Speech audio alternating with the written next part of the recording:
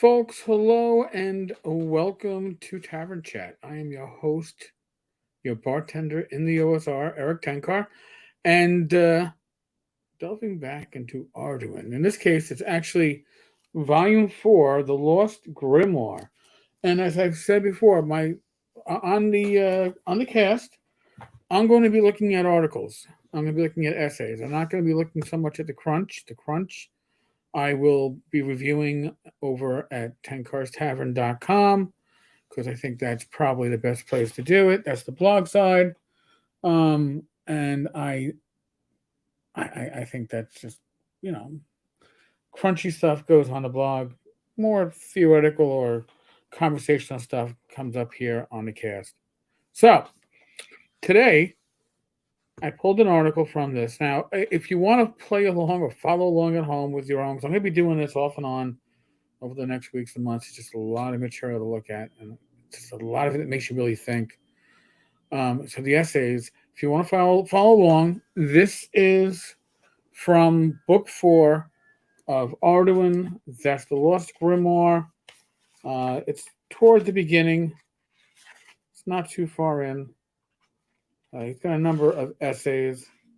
This is on page 13. So, you pop it up on the screen. If you're listening to the podcast, don't worry. I will be reading out the relevant parts and commenting as such. By the way, you can order yours at Emperor's Choice. I think it's empcho.com, but I'm going to verify that real quick if I can. empcho.com. Yep, that is where you can order your Arduin books. I've been told that they are selling. They're doing another print run, so you might, they'll let you know if you can't get your order fulfilled right away. But hey, it's good stuff. So page 13, book 4, Dungeons, Caverns, and Other Holes in the Ground. A classic adventure in fantasy RPG games consists of a group of characters exploring down into a dungeon or the hole in the ground in search of loot and glory, or, to a lesser extent, up into some long forgotten tower. While this is all well and good, it is a sort of gameplay that has several things wrong with it. If the actual intent of the players over the long run is to have not only a series of disconnected and individual adventures, but a cohesive campaign world/game. Now, when I first started playing D&D, that's what we did, right? It was all these unattached adventures. Today, I call them episodic. That's what I call like the DCC RPG is episodic. Your characters do their adventure, and then they come back, and then all of a sudden, woof, they're into another adventure. Kind of like how the A-Team was, right? Whatever happened the prior week didn't affect anything that happened in next week's episode. It wasn't really a campaign. It wasn't an ongoing story. You could drop in at any point, and it seemed to, be as cohesive as anything else is going to be. These dungeons or caverns, etc., are usually called gilded holes. I never heard that term. I like it, though. By those of us who design FRP games and are frequently looked upon with a somewhat jaundiced eye. This is because there is no rhyme or reason for hundreds of monsters and millions of gold coins worth of loot to be piled all into such a place. Well, sure there is. The reason is the challenge of getting those millions of gold coins out for experience points, right? I'm joking, right? There's no reason. Case in point, kind of infamous in recent gaming, the dungeon part of Dwemer Mount, where one room had 2,000 coppers and 9 rats. Not, 2,000 coppers and 9. How are the rats there? How do they survive? And why are there exactly 2,000 coppers? So these things, yes, it was a bit of a trope back then, still a bit of a trope now. Why haven't the critters all run out and away or eaten each other or died of old age or starvation if they can't get out? Why hasn't all the loot been looted? Over all these centuries, it has lain there. As you can see, there are some very pertinent questions as to the basic validity of such places in fantasy role playing games. On the other hand, the games of fantasy and strange and unsolved mysteries are part and parcel of such. So, which is the right viewpoint here? Well, that's a good point. Which is the right viewpoint? I would say whatever type of gaming your group has fun with. But Dave, I have to answer that both and neither are. That is to say that neither is completely right nor completely wrong. However, in order to have such places in any numbers in a campaign game, now note he's saying a campaign game. He's not talking episodic. This is a campaign. A campaign could be one that is set out like an adventure path, or it could be one that is more of a sandbox type of play, but you still have to have reasons as to why these exist. So he has a few points he makes. Be sure the ecology rules for monsters apply here. And then go see the ecology of monster creation. Now I gotta read that article. I haven't read it yet. I'll get there. There can be more than one monster in a dungeon or such, but there must or should be a damn good reason for the continued proximity to one another over the years. Yeah, I mean, I used to roll those random dungeons up using the tables in the back of the Dungeon Master's Guide for 1E. And yeah, you got a dragon in a 10 by 10 room. You got, 15 skeletons hanging out in this 10 by 20 room. I mean, the undead, I guess, can be there forever, right? They're dead. But living creatures, yeah, how and why? A believable one, even though these are fantasy games, you have to have a believable ecology. The treasure / loot should have a reason for being there, and I think it's actually more important. Why has it been undiscovered for all of these years?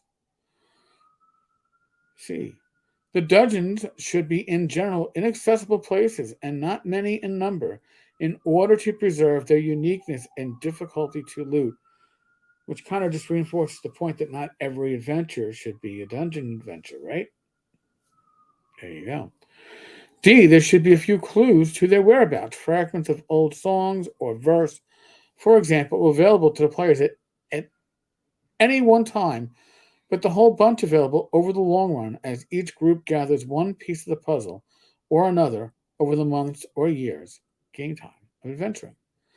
Neither the amount of loot or number of monsters should be such that they will overbalance the ecology of the campaign they are part of. And that's something that I think that we don't often think of, right? You come out of a dungeon, you've got to the party comes out, I don't know, second, third level, they recover 1,000 gold pieces. All right, in the nearest town, maybe the total value of everything that is owned by that town is 1,000 gold pieces, and they want to spend their money. They got nothing really to buy. They can literally ruin the economy. Look at what's going on now with inflation.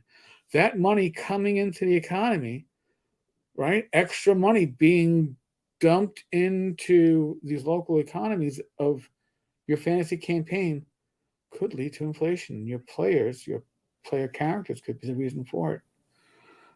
I find that, again, to be very interesting. If these rules are followed, it is perfectly reasonable to have dungeon delving as part of a campaign game world.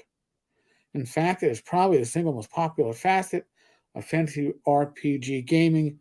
Just don't let it get out of hand.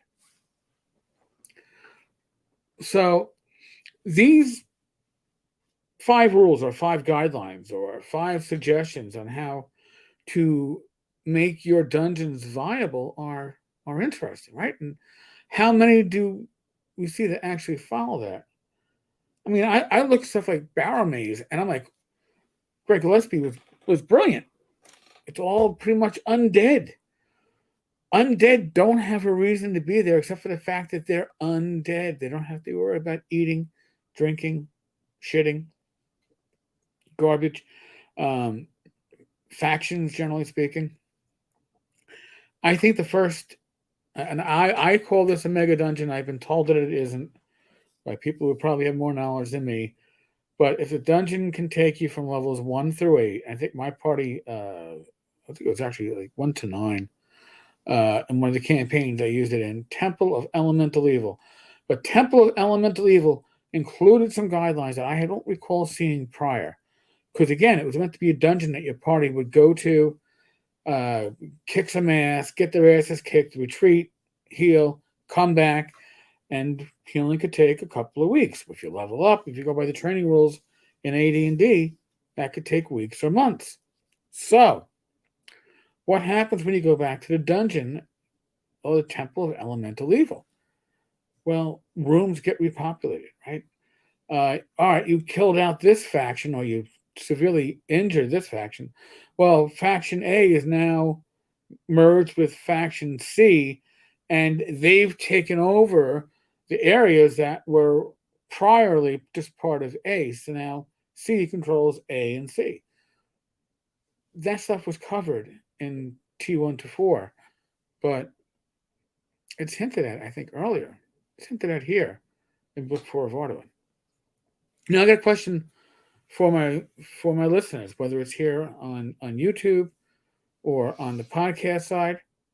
How do you handle dungeon ecology? How do you make sense of why these monsters are there?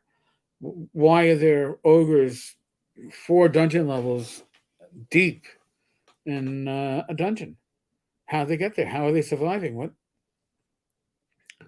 Who's feeding them? Why is there this treasure in this room that's never been taken before? Why haven't other adventurers been here? And if they have, why is this dungeon still stocked, for lack of a better phrase? I'd like to hear your thoughts on it. I'd like to, I might on this one. I might actually read some of the comments on the YouTube video that are left, along with one of the voicemails that are left on the Anchor channel, because I think it's going to be interesting. I think there's a lot of talk, a lot of conversation that can come from this. And again, this is Dave's writings from the late 70s and early 80s. So, God bless. I really, Emperor's Choice is where you're going to go for your Arduin products. Okay? And you can buy the originals on eBay, but I can't read them. All right, folks, listen, we are still in the midst of the world of the pandemic. I ask you every time, please use your common sense. Okay? That's it. Be safe, be well, God bless, roll those dice, and I'll be back again tonight, 8 p.m. Eastern, with my lovely wife, Rach, for another Gamers Health live stream. So, we will see you then.